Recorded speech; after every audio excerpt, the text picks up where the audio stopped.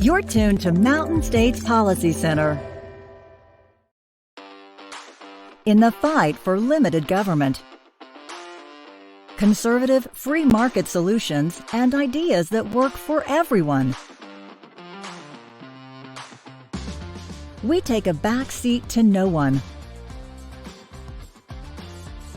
It's time for Peak Policy from Mountain States Policy Center.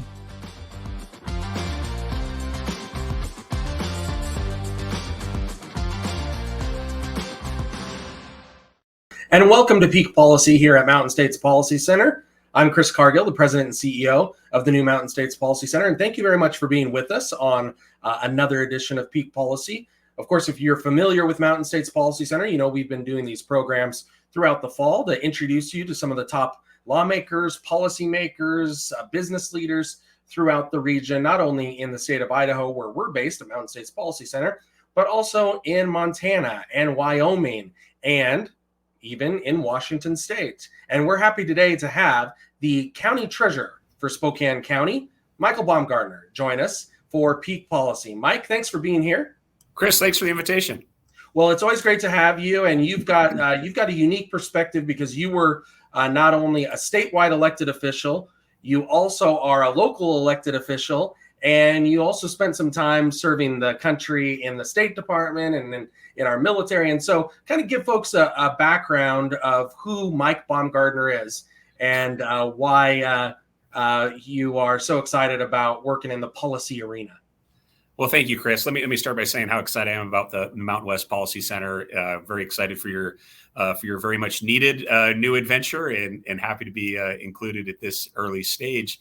Yes, I do have experience both at the federal, state, and now at the local level of government, and have long been a champion and supporter of free market ideas. And we certainly need them now more than ever at the policy level. And certainly my 8 years as a Washington State Senator saw near and dear that to my heart, how challenging those can be sometimes in a state like Washington to get those over the top. But I do think in coming years, we have both the need for reform, but also some opportunities for reform. I grew up here in Eastern Washington, the son of two educators. Dad was a professor at Washington State University. Went to Washington State myself before going to the WSU of the East, as I like to call it. Some people call that Harvard, where I did my master's. And then ended up working for the Crown Prince of Dubai for some time in the Middle East, working on economic development, and then went with the State Department to Iraq and Afghanistan before I entered the state Senate. So have been privileged to work at a lot of different levels of government. And for the past 4 years, I've been the treasurer of Spokane County, where I oversee about a $1.6 billion public investment fund and serve as the public banker for many public entities, about 80 public entities here in Spokane. And not only that, but you're the father of 5 kids now. Is that right? Yeah, that's right. I got a fifth grader, a fourth grader, a third grader, a second grader, and a 2-year-old. And of course, my standard joke is that having met my wife on a counter-narcotics team in Helmand Province, Afghanistan, that if Baumgartner can find love in Helmand Province, all things are possible. So keep hope alive. But we are very blessed to be here in the inland Northwest. It's our favorite part of the world, and really blessed as well to have the opportunity to have a job and continue to be in the policy arena where we can fight every day for a better future for our kids. Because I don't, like all of us that are fighting for government reform and smarter government, all we have to do is look around the dinner table to see why we do this, and I get to see that every day with my kids. Yeah, and Mike, you kind of touched on it in your first answer, and that is the role of think tanks. Talk about your experience with different think tanks, not only at the local level, but also the national level as well, because they play a critical role, and I don't think a lot of people really understand or realize what a think tank necessarily does. Think tanks are really, really important. Free market think tanks, particularly if you're someone that believes in liberty and free market solutions. When I was a senator passing laws, first, just to get the position of being a state senator to win my election, you want to have a battle of ideas, not a battle of people. And I very much at that time used the Washington Policy Center's policy handbook, which Chris, of course, you know well, that was a good backdrop to give me that confidence of those ideas that if there were some subject matters that I maybe didn't know a lot about, or I want to go deeper, or I wanted to just have a coherent set of ideas about the free market, that policy handbook was very important in my just getting elected to the Senate. I did back in 2011 beat a powerful incumbent in what was then the most expensive race in state history. In that race, we did 19 debates and forums, 5 of which were on television. So it was a real big battle of ideas, and just having that think tank background of having that bulwark of policy ideas, I mean, that helped very much get the position. And then, of course, once you're in the position, what laws are you going to pass? What bills are you going to introduce? And when you do that, you have to have the other side is going to come hard trying to tear down those ideas. And when you have a third-party think tank like Mountain West Policy Center behind you to help build your ideas up and defend against those that don't believe in the free market, it really gives your ideas, your bills, your potential new laws a much better chance of passing. And so at the state level, those think tanks have been important. Groups like Freedom Foundation, groups like Washington Policy Center, now Mountain West Policy Center. And then at the national level, American Enterprise Institute, Heritage Foundation, those are groups that I read on a weekly basis to think about ideas and think about how we're going to advance the reforms that our government needs. Yeah, we're talking with Spokane County Treasurer Michael Baumgartner. If you want more information about Mountain States Policy Center, go on to mountainstatespolicy.org. Mountainstatespolicy.org is our website. You can get signed up to get on our email list. Mike, you know full well that this is the time of year when folks who used to be in your former position or are in your former position are looking forward to their legislative sessions. What's remarkable about the legislative session coming up in Idaho and in Washington and in Montana is the collection of new representatives and senators that there are. In fact, there is a huge turnover, not so much in the Washington legislature, but especially in the Idaho legislature. You're one of the folks who knows what that's all about all too well. What advice would you give to legislators who are just going into their first session? Well, the first thing you want to do is remember why you're doing the job. A lot of times you see new legislators come in and they get caught up a little bit in the pageantry of the position and all the lobbyists coming and talking to them and these ideas where they can kind of get swayed if they don't really have a compass. And so that's really to remember the policy and ideas that you ran on. And then is really the next stage is to keep that as your focus. But then the next stage is really to listen to some of those people that have been there and have had some experience, because you don't pass a new law by making a great speech. You don't pass a new law because you go out there and really give a compelling argument on the Senate floor. The way you pass a new law is you figure out what ideas and what win-win compromises you can have with other people. In the Washington State Legislature, to turn an idea into a law, you needed 25 out of 49 votes in the Senate, 50 out of 98 votes in the House, and then one governor. And so the magic code in the state of Washington, in this example, was always 25 plus 50 plus 1. And so in the big bills that I was able to pass, a lot of times you're just thinking, how do I get that 25? How do I get 50 in that 1?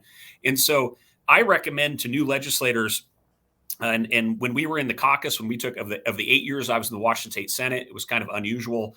We as Republicans had the majority for 6 of those 8 years. So we had not the entire legislature, but we had the ability to really control the Senate, and that gave us a lot of leverage. And so within our caucus, one of the things that I would do, and I spent a lot of time on internal caucus diplomacy, because sometimes the hardest battles are with your own team, is I would encourage our members. I actually made up a little matrices. I made up a sheet of paper that called my heck yes, heck no sheet.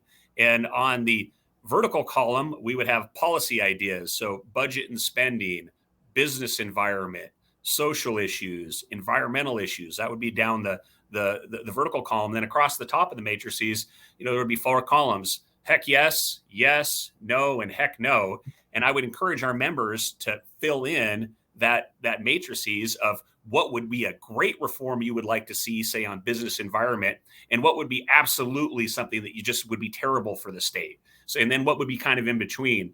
And then once you went through that menu, you could kind of see who had similar ideas to you. And then when you got into negotiations with, as myself as a Republican against the Democrats, you would think, well, were there some opportunities to trade some heck yeses for some nos, or how could you make those environments? And as you probably remember, Chris, one of the big bills that even as a freshman I was able to pass was there used to be a state printer in the state of Washington. That seemed crazy to those of us that believe in the free market. You know, why do we need the state government doing something inefficiently when we go down the road to Kinko's or your local print shop and do that, and able to pass a bill to take 5 government agencies, consolidate them into 2, and increase the amount of private sector potential for private sector contracting out to limit the size of government. And that was the only reason we could pass that, because at that time, organized labor was dead set against that bill because they just didn't want to lose any state jobs, even if they were being run inefficiently.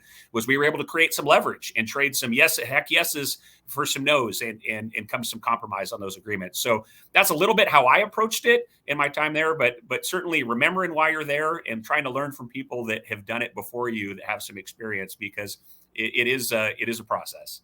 Yeah, it's interesting to see the different setups in not only Olympia, but also Boise and in Helena and in Cheyenne. I mean, it's different in each of the states. And what's remarkable, at least to me, Mike, is that, you know, you've got almost a super majority now of Democrats in Olympia. You've got a super majority of Republicans in both Helena and in Boise, and it's just a completely different environment. And so each state is going to be different, and each state is going to have obviously different policy ideas and reforms that they're going to be putting forward. One of those issues, Mike, that you won't know all too well, and I'm curious as to your thoughts on this, is this issue over an income tax. As the Spokane County Treasurer, obviously, this impacts what you do, what the state policy is on money and taxing. But in the state of Idaho and the state of Montana, they both have an income tax, but they're seeking to lower their income tax. Hopefully, one day, essentially eliminating their income tax. It seems to be the exact opposite is happening now in Washington, where Washington is looking to add an income tax. We've seen it with the capital gains. And I think, I'm not sure what your opinion is, but I think once they get the capital gains through, they'll be looking at others as well.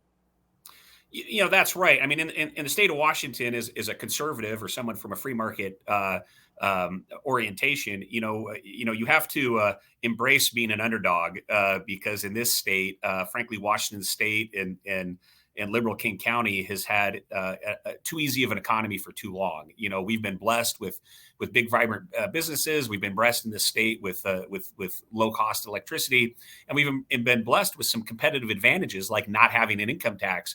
But, you know, for the radical left here in the state of Washington, you know, an income tax is almost like a religion. It's not really about raising enough revenue to run government at a reasonable level. It really is more about redistributing wealth and almost a religious ideology for my former colleagues on the left. You know, certainly government does have to raise revenue. You know, you can't have anarchy. But what you want to do is focus government on the most important critical needs that government has to do.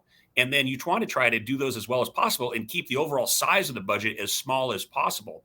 And if you do that with prudent spending, then you can look at how you raise revenue in the form of government taxation the most efficient way possible. And certainly not having an income tax is a tremendous competitive advantage of those states. If you look at how well Florida and Texas are doing now, you know, Washington State would have never had Amazon relocate here to our state if it hadn't been for no income tax.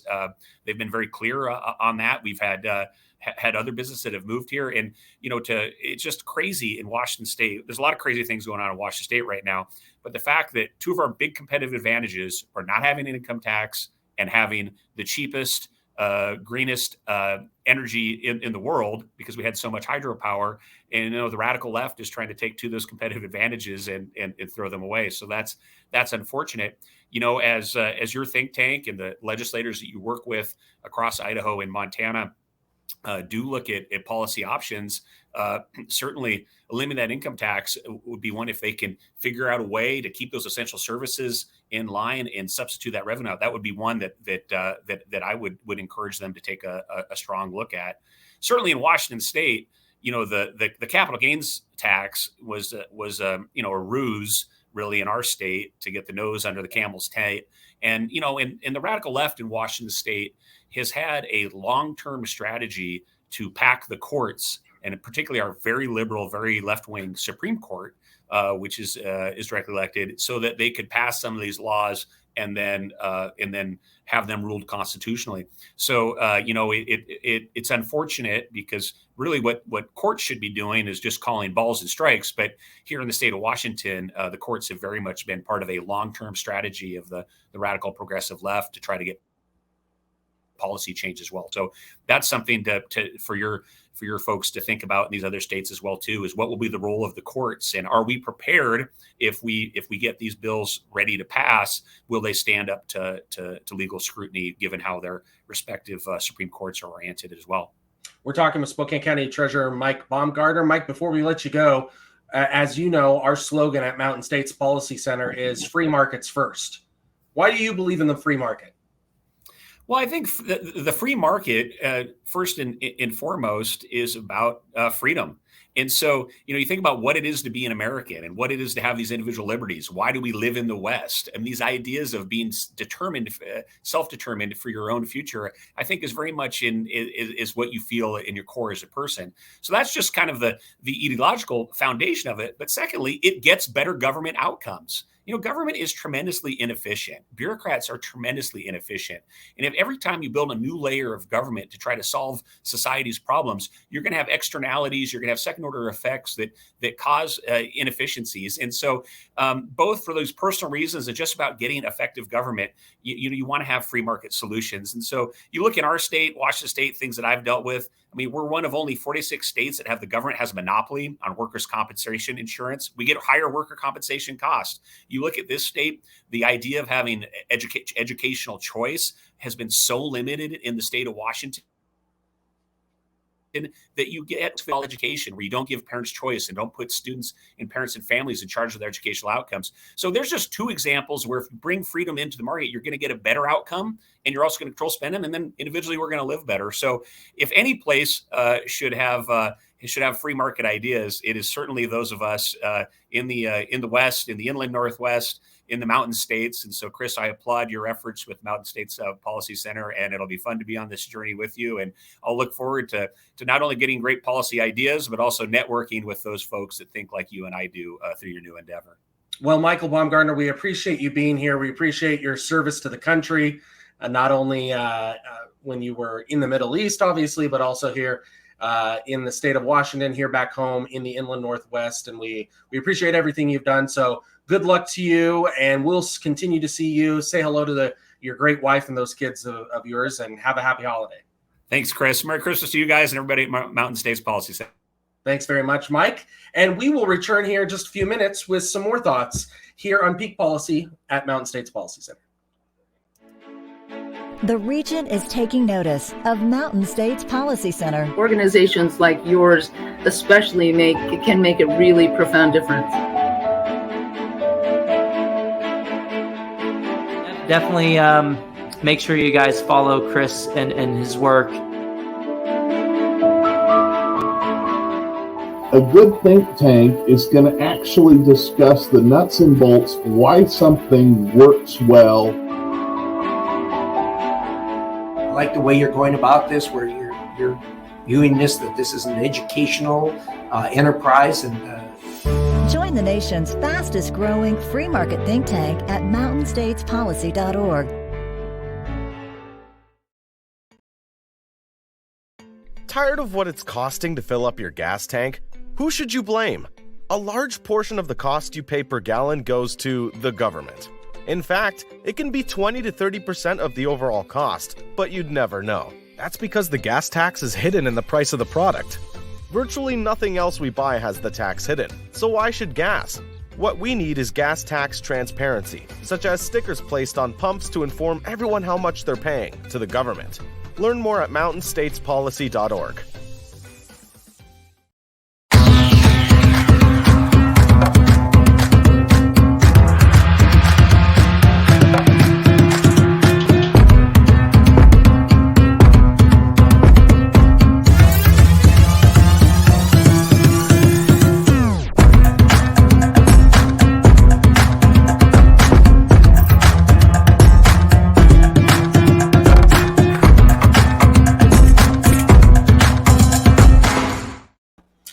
And welcome back to Peak Policy here at Mountain States Policy Center. Again, I'm Chris Cargill. I want to thank former State Senator Michael Baumgartner, now the current Spokane County Treasurer, for being with us. Just a quick reminder, if you don't know much about Mountain States Policy Center but want to learn more, go to mountainstatespolicy.org. mountainstatespolicy.org. You can get signed up for our email list when you're on our website, and make sure that you tell all your friends and your business associates, your family, your colleagues about Mountain States Policy Center. We really would appreciate your continued support and interest in what we're doing here at the Policy Center. A couple of other reminders as we move forward here to the year 2023, and that is that we want to make sure that you are invited to our spring dinner, our first spring dinner, which will be Friday, April 28th. You may be looking out your window and saying, oh, spring is a long ways away, and maybe it is, but we've got something to look forward to here with former Congressman Trey Gowdy, who's going to be joining us on Friday, April 28th at the Coeur d'Alene Inn. You can get your tickets right now, mountainstatespolicy.org, mountainstatespolicy.org. And for those of you watching us in the Treasure Valley and in eastern Idaho as well, we'll be doing a similar event each year in the fall, likely around October 5th, 6th, 7th, somewhere in there. For next year, and we'll be announcing a keynote speaker for that event as well. So make sure you get signed up for our email list if you want to be involved and be able to attend one of those events up in the north part of Idaho in the spring and in the Treasure Valley in the fall. Thanks very much for being with us here at Peak Policy. I'm Chris Cargill. We'll see you next time. Thanks for watching Mountain States Policy Center. To stay up to date on the work of MSPC, visit mountainstatespolicy.org or find us on Facebook, Twitter, LinkedIn, and YouTube. Mountain States Policy Center. Free markets first.